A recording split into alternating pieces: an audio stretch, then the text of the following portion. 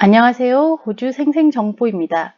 호주에서 부모가 되기 첫 단계는 임신과 출산입니다. 호주 생생정보에서는 호주에서 부모가 되어 살아가기 위해 알아야 할 내용을 아이가 자라는 단계에 따라 영상을 준비해서 올릴 예정입니다. 이제 임신을 하였다면 무엇을 알아야 할지 들어가 보시죠.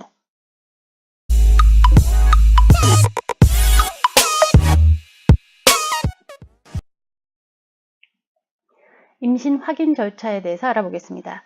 우선 내가 임신을 했는지 집에서 테스트를 한 후에 실제로 확인을 하려면 GP에 가서 피검사를 해보아야 합니다.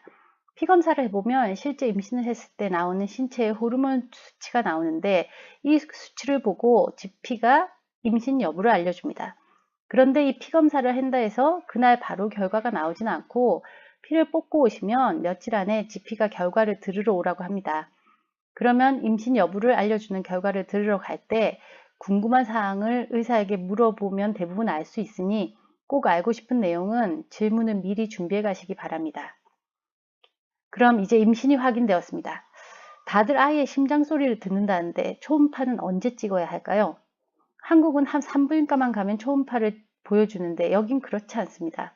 초음파를 찍고 싶으면 GP에게 리퍼럴을 받아 레디올러지 센터나 또는 이미징 센터라고도 하는데 거기에 가서 초음파를 찍습니다. 호주에서 의사가 권하는 초음파는 12주와 20주에 하는 기형아 테스트와 출산 전 34주쯤에 해주는 초음파가 있습니다. 병원에 따라 벌크 빌링이 되는 곳도 있고 안 되는 곳도 있어 전액 커버가 되진 않을 수 있으니 비용이 좀 들어갈 수 있습니다. 메디케어 사이트에서는 울트라사운드는 보조가 된다고만 되어 있습니다. 전액이라고는 되어 있지 않고요. 초음파 이미징 센터에 리퍼럴을 받을 때 벌크 빌링이 되는 곳을 GP에게 추천받으시면 비용이 실제 들지 벌크 빌링 하는 데가 있을지는 알 수 있겠죠. 초음파 가격은 보통 150에서 250불 사이인데 메디케어 보조를 받으면 100불 전반이나 150불 전후로 나옵니다. 그 외에 아이를 더 자주 확인하고 싶다면 다시 GP를 찾아가 리퍼럴을 받고 초음파를 보면 됩니다.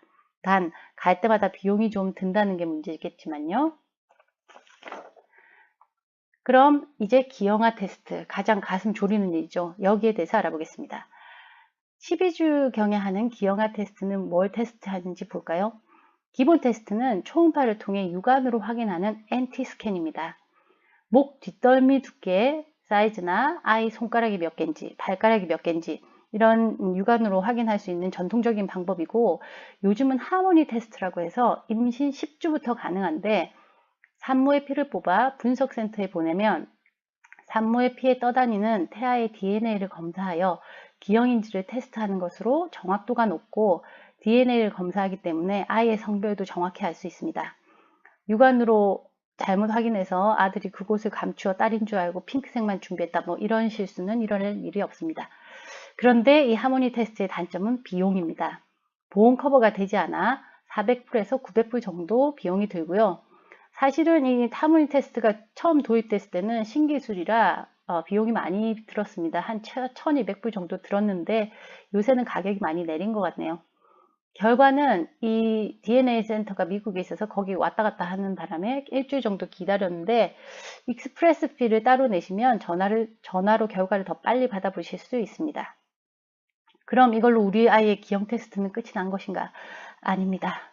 임신 중기 약 20주의 초음파를 다시 보고 이번에는 목 투명대의 사이즈를 육안으로 확인합니다. 이 목 투명대는 아이가 좀 커야 볼 수 있기 때문에 이 중기에 본다고 합니다. 임신 초기에 보는 목 뒷덜미 두께랑은 다릅니다. 그리고 임신 초기에는 육안으로 손가락, 발가락 수를 셌다면 이번에는 아이의 내장, 신장의 사이즈, 심장의 위치, 다른 장기 등 더 육안으로 확인할 수 있는 것이 많아졌고 이렇게 추가로 확인을 하는 겁니다.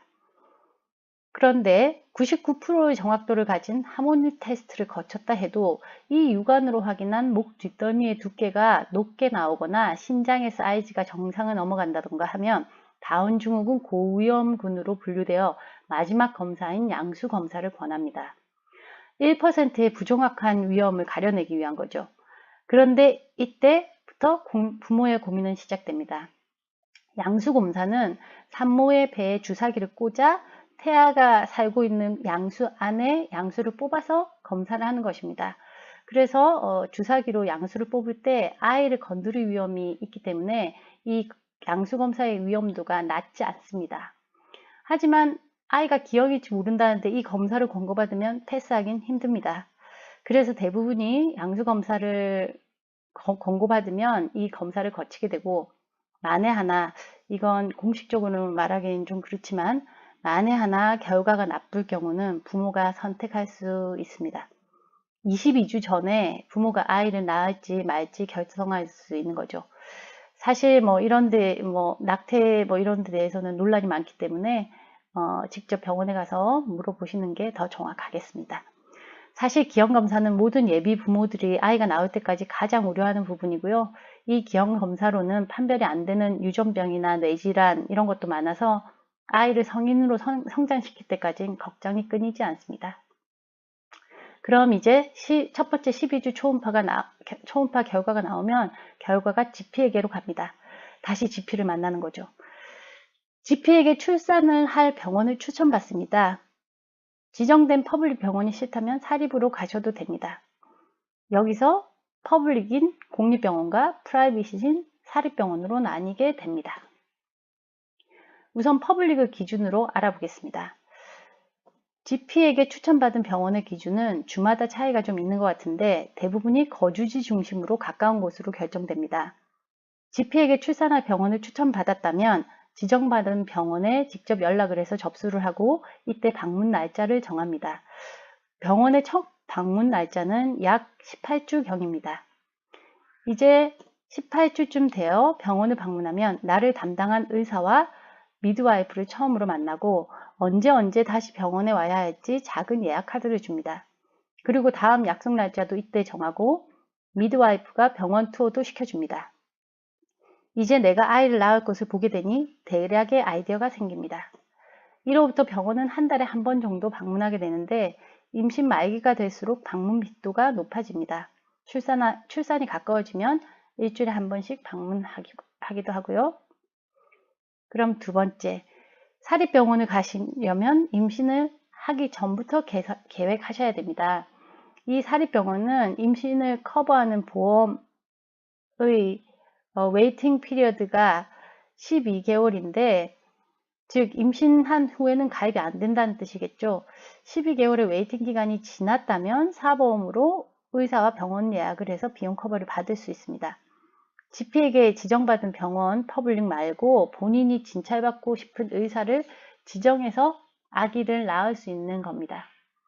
여기서 또 주의할 점이 있네요. 사보험을 넣었다고 모든 비용이 다 커버되는 게 아닙니다. 보험비는 더 넣었지만 사실 들어갈 돈이 더 많습니다. 퍼블릭을 출산하기까지 비용이 들어갈 일이 거의 없는데 사보험은 임신 계획 시 보험비를 더 낼 뿐 아니라 의사를 지정하기 위한 비용도 2,000불에서 3,000불 정도 더 들어갑니다. 또한 사보험은 앞서서 말한 하모니 테스트가 포함 안 되는 경우도 많으니 출산까지 약 적으면 5,000불, 평균 한 7,000불 정도의 돈이 더 들어간다고 보시면 됩니다. 이런 비용에도 불구하고 프라이빗의 장점이라고 하면 내가 출산 시 의사를 지정할 수 있는 것, 그리고 제왕절개 여부를 내가 결정할 수 있는 것, 출산할 때 3에서 5일 입원 기간 동안 독방 사용을 보장받는 것입니다. 일부 퍼블릭 병원도 운이 좋으면 독방을 주기도 하고 산모가 고위험군 환자에 속하면 따로 비용이 들지 않고 스페셜 케어도 받을 수 있습니다. 물론 고위험군에 속하는 것보다는 스페셜 케어를 안 받는 게 낫겠죠. 프라이빗의 경우는 의사를 지정하는 순간 그 의사에게 꾸준히 가서 진찰을 받는 것으로 아이를 낳을 때까지 나의 담당 의사만 보시면 됩니다. 오늘은 호주에서 아이를 낳게 되는 첫 단계인 출산 준비 과정을 알아봤습니다. 다음 시간에는 이제 출산을 위해 병원에 입원 시 준비해야 할 것들과 육아용품에 대해서 알아보겠습니다. 도움이 되었다면 구독과 좋아요도 부탁드립니다. 감사합니다.